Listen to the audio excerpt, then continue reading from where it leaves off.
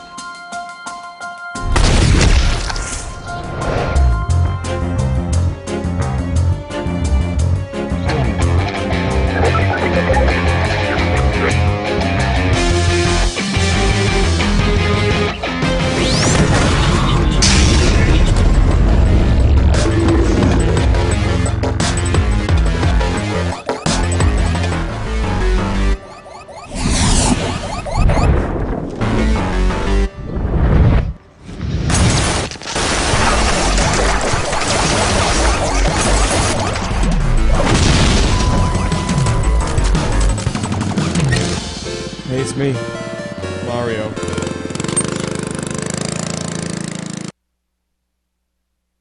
That later, and link in the description of the videos so you can check out more from them. Yep. So let's go ahead and head into our roundtable and officially welcome Brian and Richard Wells is once again joining us. Hey guys. Hey guys. So first off, let's go ahead and talk about Battlefield 3. Right. They've been having an issue with their servers. When Battlefield 3 came out, they had Wait, hold on. I thought it was Blizzard that was having server problems all week. Oh, there's a whole bunch of server Right, sorry. issues this week. Sorry, wrong story. Yeah. So what happened was when Battlefield 3 came out, there was a service that customers could, in addition to purchasing the game, they could rent a server so they could basically change whatever modifications that they want, like triple clip size or lower health for everybody that's on the server. But the issue is that DICE and EA have rented out pretty much their entire stock of servers. So customers are now having issues finding vanilla versions of the game, which means that they can't find original, unaltered versions of the game. Right. Yeah, it's pretty common for in PC games, shooters in particular, to have these kind of custom servers, individual player lobbies where they can customize the game, change the level of hit points every player has, change some of the, customize the weapon rules, either by creating higher damage or changing the round length for the games, but it was kind of something relatively new to the console experience, and it seems like that the people who have rented the servers in the console versions of the game have kind of run amok a bit and are no longer giving anybody a chance to play just the standard version of the game. So what do you guys think about that? I think it sucks. I arguably a bit of a purist. I would want to play the original game. I don't know, what the motivation behind it. It kind of sounds like, if we could rent as many as possible, like, if it was like, well, hey, as long as we're getting money for renting that server. Yeah. Well, I think the intention was probably originally to, give the gamers control over their experience, which in theory sounds great. But when you're only when you give the entire store away and don't leave anything behind, it seems like it's a little too much to ask for the community to be in complete control over the game experience. I agree with Brian where I think that it completely sucks. I bought Battlefield 3 in order to play Battlefield 3, not, Ryan's version of Battlefield 3 where, I get to unlimited ammo, but I die in one shot, Right. XXX Death Shadow Extremes lobby. Yeah, if I wanted to die in one shot, I get the golden gun from GoldenEye. So. So what about you, Richard? Well, I think it's weird that there are so many extreme of the varieties of games. Like, there's no one that just has something a little bit different. It seems like all the servers that are different are dramatically different to the point where people don't want to play them at all. Right. Like someone who's a purist, is like, this is way too much for me. I just want to play the basic game, and the lack of foresight on part of EA and DICE to not have some server set aside that they would control to just have them all available. Right, yeah. But hopefully that's something that they'll correct. Yeah. It's something that people obviously are. If there's a news article about it, people are talking about it. They want to have that original gaming experience that they had when the game came out. So it's up to them to do that. One of the community managers said that they're going to take a look back and reassess how they handle this and everything like that. But the true question is that it's like, it's basically, is this greed over, how gamers really want to play? Or, where would it have ended if we didn't, or if the gamers didn't outcry about it? Would they have just gotten rid of all of them? Right now, somebody did a search for just Team Deathmatch and could only find 17 official servers out of the hundreds that are out there. So. Right, and they were all empty, right? At the exactly. time, because they're basically buried. Like there's no official tab where you just like, here's the official servers, here's the custom servers. They just give you here's everything. Yeah. So good luck finding them. We know the answer to that is buy your own server. I'm sure that's what they want you to do. Yeah, I'd love to buy my game and then rent it. That'd be fantastic. Now, Brian, was that something you would ever do if you wanted to play a particular version of the game? Would you be willing to spend, in addition to buying the game, spending $15, $30 a month to host your own server, or is that too much of a price for you? I wouldn't. Yeah. And I don't know if it's about the price though, but more about the desire to put the extra work into it.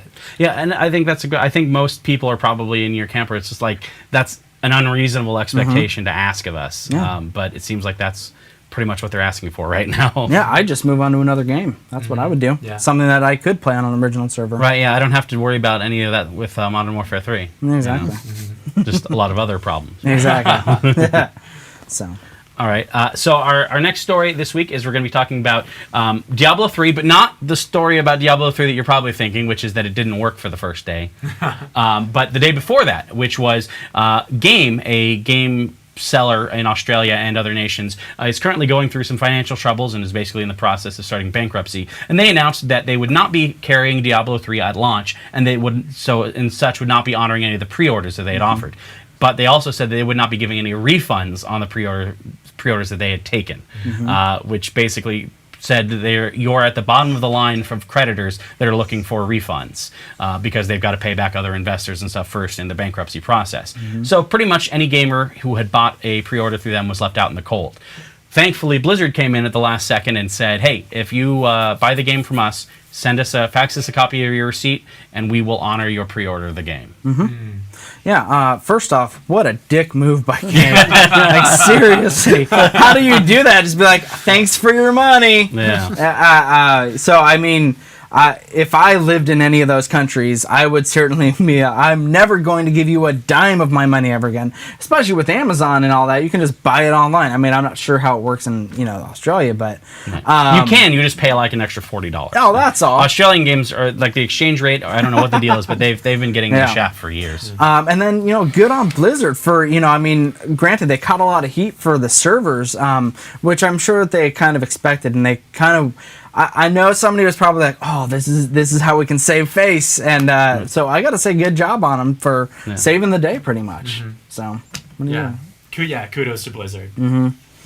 It's interesting to see how it's going to actually play out, just because that one, we don't know exactly how many people actually pre-ordered the game through them, but like having to pay that money back internationally, like I'm interested to see what the actual process ends. But it was definitely nice of them to step forward and say, hey, we're gonna take care of you guys, we're gonna keep you covered. But hopefully it actually ends up being a process where it doesn't take like 12 to 14 weeks for you to get your $5 check. But it's $5 American, so it's actually like $3.50 Australian. Sorry. Do we know how many people they're refunding? They haven't stated that because they haven't given out the pre-order numbers. But it was just put in process on Monday, so there really hasn't been time for it to develop. There may be a story later on. And a Game is essentially one of the bigger game retailers in Australia and some of the other countries. Like I know they're real big in the UK, so they're kind of equivalent to our GameStop. So you've got to imagine that the numbers have got to be in the hundreds of thousands, especially for a game like Diablo 3. Well, they were probably promoting it for months beforehand. Well, if you walk into a GameStop, they'll try to get you to pre-order a game that doesn't even have a release date yet. Yeah, exactly. So I'm sure Game was doing the same thing. Yeah. I mean, and for Blizzard, especially with their real money auction, I'm sure that they will make any money that they will have potentially lost tenfold immediately. That's a really good point. Yeah, with the 15% cut that Blizzard's taking in the Diablo 3 real money auction house, by getting those people actually into the game, if they end up using that service, they're probably going to be making more back than that pre-order refund cost them. So, yeah. So, I guess that's going to wrap us up for the roundtable this week. So right now, I mentioned a couple weeks ago, we had a contest on our Facebook page where if you liked us, you would be entered into a That Game Company t-shirt contest. Right. And the winners will be announced a little bit later this week on our Facebook page, so be sure to check it out. And we're going to be doing another contest that we'll get into right after this video. Earlier, we were at BotCon, and we got an interview with Matt Teague, who's the game director of High Moon Studios, and he's behind the new Transformers game, so check it out. Right, check out Fall Cybertron. Yeah.